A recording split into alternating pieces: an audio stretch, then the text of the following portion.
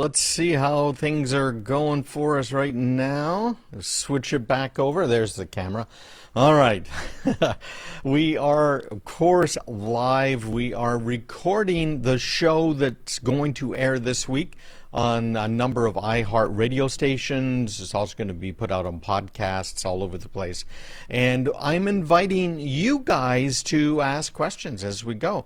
So hopefully I got some good topics, some interesting topics. And because of the way I'm doing this recording, it takes me a little while to set up each one of these. So I'm stopping the video as I'm going as opposed to one big long video. So I'd love to know what you guys think if that's a great idea or not. But anyhow, here we go with the radio stations. Let's add them in. Hello everybody, welcome back. Craig Peterson here on WGAN and affiliates. You'll find me online at craigpeterson.com and of course online at Facebook. I'm doing this live on Facebook and also out at YouTube. And we're going to talk right now about VPNs. Hopefully you have some understanding of them, but some interesting statistics came out this week from our friends in government. The FBI has been warning us a lot lately about what's been happening over in Iran, what they've been doing. And we don't have a kinetic war. In other words, we're not shooting at each other, which is a good thing, right? But Iranian hackers have been right at the forefront of trying to hack into our systems. And they've been fairly successful. I have a few clients that are in the defense industry, because we do, of course, a lot of higher security stuff, right? And they have been under constant attack from Iran for about 6-8 weeks now, ever since the last little tussle with Iran. It might have actually been longer than that. And we're seeing sustained efforts to hack into them. Well, now we're getting a report from our friends over at ZDNet here about Iranian hackers targeting these VPN services.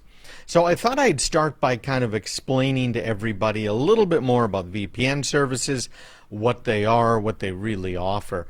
And because I'm hearing ads about this all of the time. And frankly, it's driving me crazy because the ads are telling me that, yeah, Craig, you need a VPN because it's the only way you're going to be safe. It's the only way you're going to be secure in your data. You've got companies out there that used to be known for antivirus, which of course nowadays we know antivirus software is 0% effective against the latest hacks that are out there. So antivirus software companies are trying to figure out, well, it's another way that we can make some money because people are starting to realize that this is a scam, and it's been a scam for a lot of years. You know, antivirus worked pretty well 15 years ago. And it doesn't work at all today, as I just mentioned, for the latest malware nastiness that's out there. So some of these companies, one that comes to mind, it was purchased not too long ago by another anti-malware company, is running a lot of ads. They're saying, hey, listen, you need our VPN, you need our credit watch. They've tied in fact, with one of these companies that watches your credit looking for transactions that might be a bad guy. And I'm a little concerned because here's what is normally going on in the VPN industry. Running a good VPN is expensive because here's what's supposed to happen. When you are using a VPN, all of your data, or most of it or some of it, depending on what type of a VPN, how it's being used, but we're talking about right now these ones that you're hearing the ads for. When you're using those types of VPNs, your data is supposed to be transmitted up to the VPN service provider, and then once it gets there, it is sent out to the internet. So let's say you're trying to go to my site, craigpeterson.com. And if you're using a VPN, your web browser is going to ask the VPN server, hey, can I get to craigpeterson.com? What's the best way to do it? How can I get there? And the VPN server will say, hold on a second, I'll get that page for you.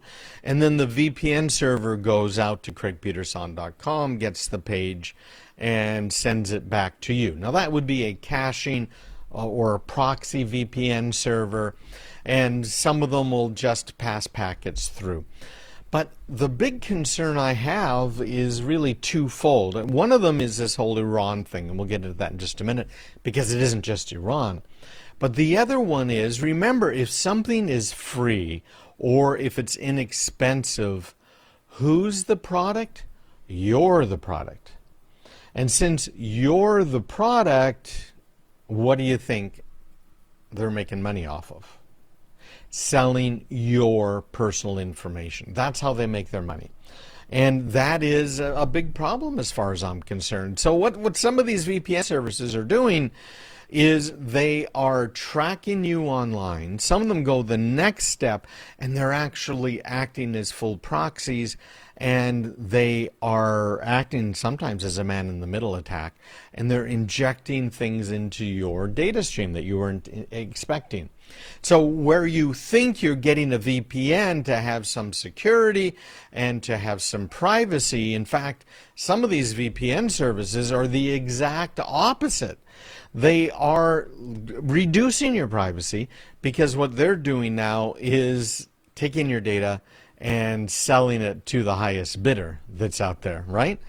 So I think it's a problem. And if you think it's a problem, maybe you shouldn't use some of these cheap VPN services. And I haven't found any I actually like. Okay, I've heard advertisements on these radio stations my show's airing on, and I've checked them out, and I'm not comfortable with any of them.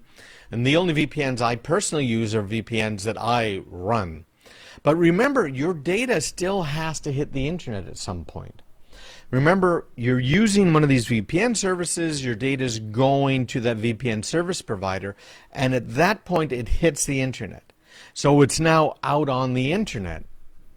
Well, if you're trying to make sure your data doesn't get on the internet and people aren't hacking you, you've lost, because your data does have to get to the internet. How is the internet service provider supposed to get to your bank? How are they supposed to get to my website? How are they supposed to get to Facebook or Google or YouTube? They have to go over the whole internet as well. So if you're using one of these services and they're going out to the internet, and you're expecting them maybe not to, okay, but you're mistaken, but you're going out to the internet, what do you think is a bigger target? You just at home, using the internet via your cable company or your telco or maybe your smart device, that one device, you think that's a big target? Or do you think that maybe the VPN service providers are a bigger target? All right. I'm not sure I need to even tell you the answer, because it's kind of a rhetorical question. The biggest targets out there when it comes to VPNs are these VPN service providers. And we're seeing warnings out there right now that Iranian hackers have targeted Pulse Secure, which has VPN software that they sell to businesses that has been shown to be insecure. Pulse Secure, Fortinet, another example of one of these security companies, right, that has a VPN service. Palo Alto Networks, a company I have never used, never recommended either. I haven't recommended any of these companies to anybody ever. We've gone up against Palo Alto Networks in